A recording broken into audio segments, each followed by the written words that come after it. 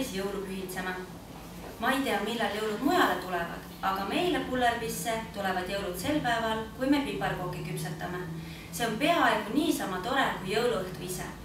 Lasse, Bosse ja mina saame igaüks suure kamaka piparkoogitaignat, millest me võime küpsetada, mida aga ise tahame.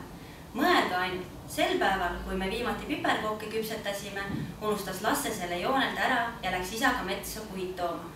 Alles keset metsa tuli talle meelde, mis päev see niisugune on. Ning siis pistis ta kodu poole punuma, nii et lumi tuiskas, rääkis isa. Meie Bossega olime juba küpsetamisega algust teinud. See oligi väga hea, et Lasse tuli kohale natuke hiljem, sest meie kõige parem piparkoogivorm kujutab endast põrsast. Ja kui Lasse ka parasjasti küpsetab, on meil peaaegu võimatu põrsast enda kätte saada. Nüüd aga me olime juhust kasutanud ja juba 10 põrsast valmis küpsetanud selleks ajaks, kui Lasse lõtsutades metsast koju jõudis. Küll tal siis hakkas kiire, et oma küpsetamisega meile järele jõuda. Kui me juba lõpetamas olime, mätsisime oma viimased taignariismed üheks suureks nutsakuks kokku ja tegime sellest auhinnakoogi. Nii me teeme alati. Pärast lõunal, kui kõik koogid olid ahjust välja tulnud, panime ühte pudelisse 332 hernetera. Käisime terve Pullervi läbi ja laskisime igal ühel mõistatada, mitu hernest on pudelis.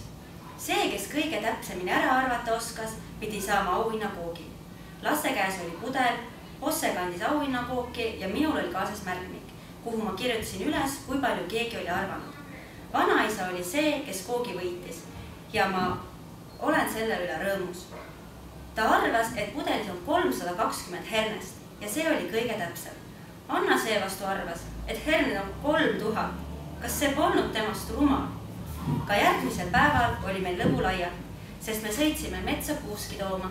Kõik Pullervi isad tulevad kaasa, kui minnakse puuski tooma ja loomulikult kõik lapsed ka. Vaesed emad peavad jääma koju toitu tegema. Me võtsime oma suure piimaree, millega me harilikult Pullervis Suurküla meierisse piima veame. Lasse ja Bosse ja mina ja Britta ja Anna ja Olle, me kõik saime sõita ree peal. Minu isa käis kõrval ja hoidis ohje. Olle isa ja Britta ning Anna isa tulid ree taga, naersid ja vestlesid. Meie ree peal naersime ja vestlesime niisamuti. Metsas oli nii paksult lund, et me pidime seda puudelt maha raputada. Muidu ei näinud kuidagi, kas kuusk on ilus või ei ole. Saagisime maha 3 suurt uhket kuuske, ühe põhjatallu, teise vahetallu ja 3. lõunatalu tarvis. Siis võtsime veel ühe pisikese kuuse vanaisale tuppa ja ühe väikese puu, mille kavatsesime viia Lövenesi Kristinile.